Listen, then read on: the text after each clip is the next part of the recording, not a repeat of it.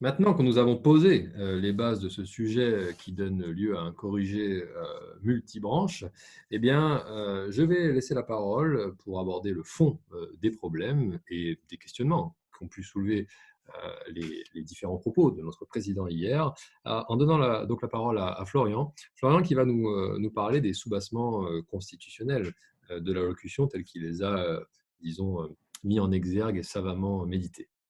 C'est à toi, Flo. Bonjour Marc. Je te remercie déjà de ton invitation. Je vais commencer sans transition. En ce qui concerne la forme, alors quatrième discours du président de la République, discours donc qui vient après celui du 12 mars, du 16 mars, du 25 mars. Il a pris la parole cette fois-ci à l'Élysée.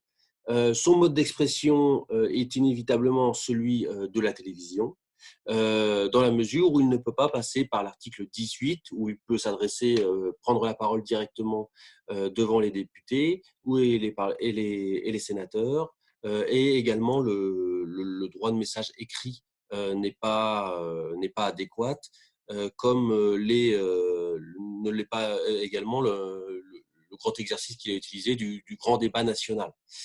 Alors, pour venir directement au fond du discours, bien évidemment, ici, la rhétorique guerrière est abandonnée, même si une seule fois, il évoque que nous sommes en guerre, nous sommes en économie de guerre, et on retrouve les fondamentaux. On retrouve les fondamentaux, c'est-à-dire un retour non plus à l'article 15 avec le chef des armées, mais un retour à l'article 5 de la Constitution où il est défini les missions du président de la République. Et il y a 4 points qui évoquent cet article 5 dans son discours. Alors, le premier de ces points, c'est déjà la continuité de l'État. Dans l'article 5, il est confié au président de la République la charge d'assurer la continuité de l'État.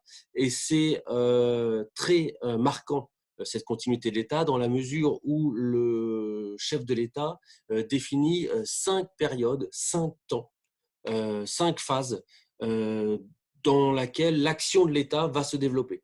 Alors, il parle déjà de la période du passé, ce mois de confinement que l'on ressort, où il est amené à justement à nous dire que plusieurs lignes ont contribué à cet effort national et il en remercie. Il remercie chacune de ces lignes. La deuxième phase, c'est celle du présent, celle pour nous dire, un, que les temps sont difficiles et deux, que l'espoir est en train de renaître grâce à certaines victoires.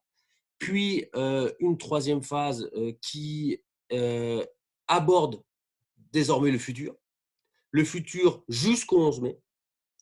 Donc c'est un futur assez proche avec un confinement qui reste constant, ni renforcé ni allégé. Après cette date du 11 mai, on arrive à une quatrième phase qui est un futur un peu plus longtemps, à savoir la fin du confinement pour tous, mais pas la fin de tout confinement, avec une possibilité ici d'une intervention du gouvernement qui va définir le plan d'organisation de la vie.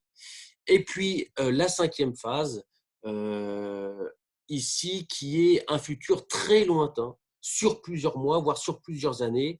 Et c'est très présent à la fin de son discours où il est amené à dire qu'il faudra se réinventer et définir un nouveau projet. À côté de ça, toujours dans une question de temporalité, on peut se poser bien évidemment la question du 11 mai. Pourquoi le 11 mai, cette date charnière où l'on sera amené à sortir progressivement du confinement.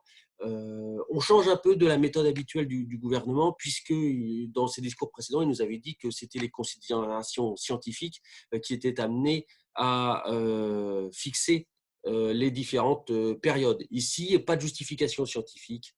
Par contre, peut-être on peut se dire qu'il y a eu des enjeux institutionnels qui ont dicté le choix de cette date. Je pense notamment à la nécessité de devoir renouveler l'état d'urgence sanitaire au-delà, après le 24 mai, puisque la loi du 23 mars 2020 fixe l'état d'urgence sanitaire à une période de 2 mois. Je pense également à les échéances de juin 2020, où il est question de reporter le second tour des élections municipales, dans le cas où on ne pourrait pas organiser ce second tour avant cette période. Donc, la date du 11 mai, qui prévoit un déconfinement progressif, si bien évidemment la troisième phase, ce futur plus proche est satisfaisant, donne des résultats satisfaisants, eh bien ici se pose et est adéquate parce qu'il permet la continuité de la vie démocratique. Donc, ça nous permet de revenir, si l'on peut dire, à du droit commun, et donc à être amené à clarifier ces continuités de l'État. Deuxième aspect de cet article 5, c'est le fonctionnement régulier des pouvoirs publics, dont il a encore aussi la charge. Et ce fonctionnement régulier des pouvoirs publics, il nous le dit très clairement, puisque c'est une épidémie qui ne saurait affaiblir notre démocratie ni mordre sur quelques libertés.